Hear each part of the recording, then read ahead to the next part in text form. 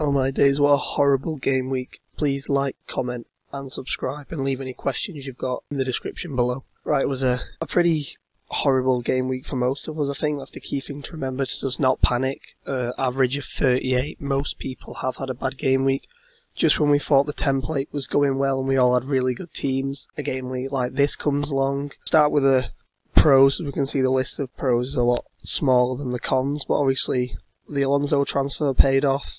The whole defence did well again, really. I mean, even Mendy got his bonus points. And captaining Salah was obviously better than captaining Aguero. Cons, King obviously got a goal, which is never great, but however, I don't really regret selling him, because he only had an expected goals of 0.19, so he still doesn't look like a particularly great option. And his goal was from a penalty, so however, bringing Ings in does look to be the wrong decision, with Callum Wilson having another really good game, having a really strong start to the season, and with Ings only managing a measly 2 shots and an expected goals even lower than King of 0.13. However, Bournemouth's fixtures are about to take a turn for the worst, so hopefully Ings can prove better in the long run.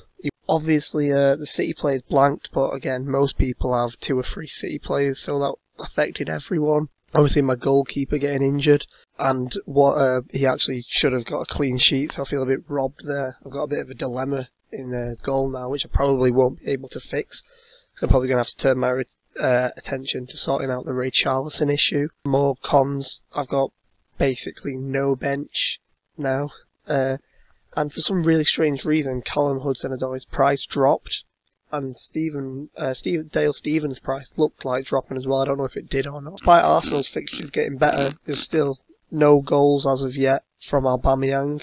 I think I'm going to give Bernardo Silva a few more weeks, with him having great fixtures and an expected goal involvement of 1.29. I think selling him for someone else in that price bracket just seems very sideways. Okay, if you look here, you can see my watch list at the side if you care for that. And then the main thing really on this page is the Richarlison replacement. I'm pretty sure I'm only going to make one transfer this week. The goalkeeper's just going to have to wait till next week, probably.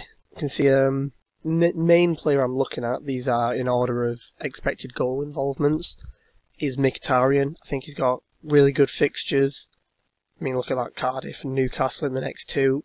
You know, I'll probably want Richarlison in when he's back after those 2 games. He's only out for 2 because one of his 3-match bans in the League Cup.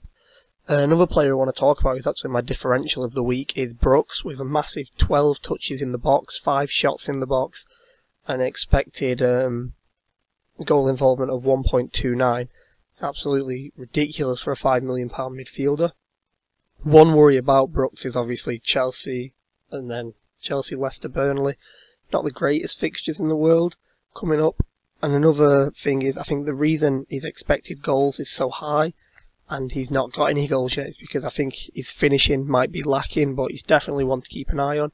If you're looking to downgrade Richarlison and upgrade elsewhere to get in maybe the likes of Alonso, who's had another brilliant game week, then he could be a man. Looking elsewhere, Gross looks very good. Obviously his expected goal involvement is that high because of penalties, but he still, monopolises set pieces. Great fixtures in the next 2. I don't know why Tottenham's light green, that should be light red. Sorry about that. Sessegnon, another one who looks good. Obviously his expected goals of 0.05 isn't great, but an expected assists of 0.8 is pretty good. And then there's also the Theo Walcott, the sideways move. Or someone who I might go for is Pedro at 0.91, mainly because Mkhitaryan, although I am leaning more towards him, he did have a poor game week this game week. However, Cardiff and Newcastle in the next 2. But I mean, Bournemouth and Cardiff is pretty just as good, and they're both home fixtures, so it's going to be Mickey or Pedro probably, but I'm not too sure which one at this point. I'll just quickly touch on the goalkeepers. Patricio rotates really nicely with Foster, and you can see, his expected conceding goals of just 2.6 isn't that bad at all.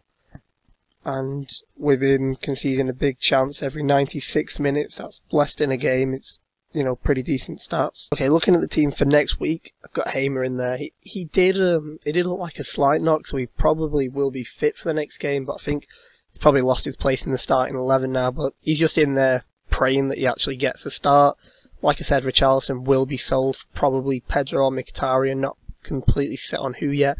And that'll probably be it. I mean, the fixtures actually look really good coming this game week. You know, the defence, Newcastle, Leicester away, okay, it's not the greatest fixture in the world, but it's a good one. And then Bournemouth at home, that looks brilliant. Foster playing against Tottenham is really my only tough fixture. I've got the captaincy on Salah here, but I probably will switch that to Aguero, I think. I think Newcastle at home is a really great fixture. And Zaha getting a goal again this week, playing against a really poor Southampton defence. I'm expecting big things. If we just turn our attention to the fixture planner over here, we can see these two game weeks 7 and 8. There's a lot of red in there, which means I might have to wildcard around then. However, a lot of those games as we hear is Liverpool vs City, which was a goal fest last season. However, Ings Chelsea on that isn't great. And then we can see this one here, which is when I definitely need to try and get a new goalkeeper for, hopefully. I'll have Patricio in by then, so that shouldn't be a big deal. But then Alonso playing against the Liverpool boys. Might have to offload one of the Liverpool boys. Maybe even Salah, if a good candidate in the premium range can show himself. Maybe Hazard's one I've got my eye on.